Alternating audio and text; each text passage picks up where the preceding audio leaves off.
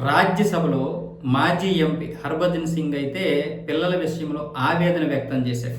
12, 13, 14 సంవత్సరాల పిల్లలు ఈ సోషల్ మీడియాలో విశృంఖలమైనటువంటి పోర్నోగ్రఫీ వల్ల బలైపోతున్నాయి, వారి జీవితాలు నాశనం అయిపోతున్నారు అన్న విధంగా హర్భజన్ అయితే రాజ్యసభలో నిజంగా చాలా ఆవేదనతో మాట్లాడాడు.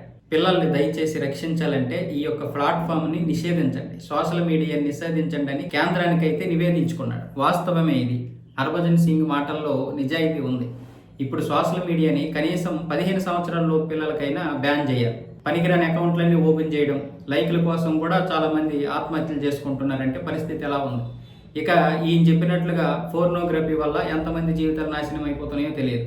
2 రకాలుగా నాశనం అయిపోతాయి. ఈ పోర్నోగ్రఫీ చూడడం వల్ల వాడు దానికి అలవాటు పడిపోయి నాశనం అయిపోయి చదువును పక్కన పడేస్తున్నాడు.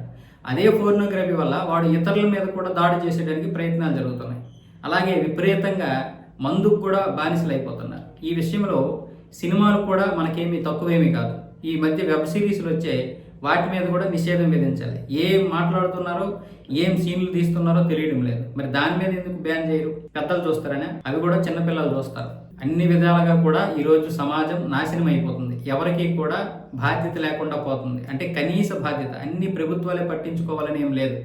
మనకి కూడా సామాజిక బాధ్యత అనేది ఉండాలి. సినిమాలు తీసేటటువంటి వారు కావచ్చు, ఎవరైనా కావచ్చు. కానీ ఈ పోటీతత్వంతో పోటీ పడాలంటే అన్నింట్లో కూడా ముందే ఉండాలని ఎవరికి వారే ఈ నియమ నిబంధనలు పక్కన పడేసి ఇష్టం వచ్చినట్లుగా ప్రవర్తిస్తున్నారు. కనీసం సోషల్ మీడియాలోనైనా ఈ యొక్క నిబంధనలు తీసుకురావాలి కేంద్ర ప్రభుత్వం.